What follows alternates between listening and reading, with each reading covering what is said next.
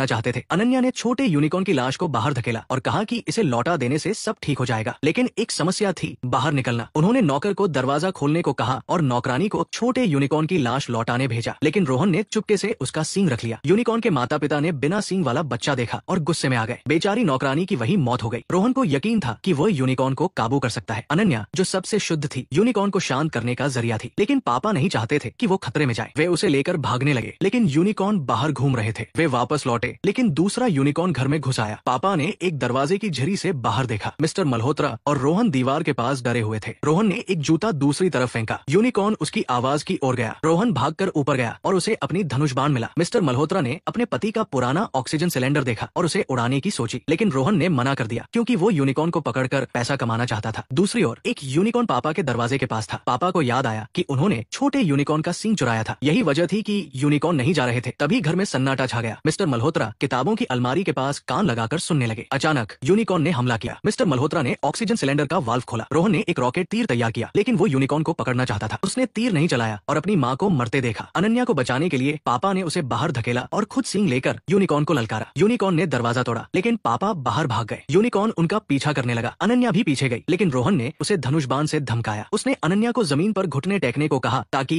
Unicorn उनके पास आए। Unicorn Ananya के पास आया और शांत होकर उसके बगल में लेट गया। रोहन ने उसके चारों पैर बांध दिए। पापा ने दूसरा यूनिकॉर्न भी सींग दिखाकर अनन्या के पास लाया और वो भी लेट कर सो गया। रोहन ने उसे भी बांध दिया। उसका पालने का प्लान कामयाब होने वाला था, लेकिन पापा ने अनन्या की आंखों में देखा और उसका इरादा समझा। उन्होंने यूनिकॉर्न का नुकीला सींग लिया और रोहन के शरीर में घूम दिया। रोहन ने भी धनुष से जवाबी हमला किया और दोनों गिर पड़े। यूनिकॉर्न जाग गए और रस्सियां तोड़ने लगे। रोहन फिर उठा और यूनिकॉर्न के खून से खुद को बचाने की कोशिश की, लेकिन यूनिकॉर्न ने रस्सियां तोड़ दी। पापा की हालत देखकर अनन्या रोने लगी। तभी यूनिकॉर्न उनके पास आए। उन्होंने पापा को छोटे यूनिकॉर्न के पास खींचा और उसका सींग जमीन पर रख दिया। दोनों यूनिकॉर्न घुटनों पर बैठ गए। उनके सींगों के मिलने से एक शक्तिशाली ऊर्जा क्षेत्र बना। छोटे यूनिकॉर्न का सींग वापस जुड़ गया और एक धमाके के साथ वो जीवित हो गया। यूनिकॉर्न का परिवार जंगल में लौट गया। पापा और अनन्या ने एक दूसरे को गले लगाया।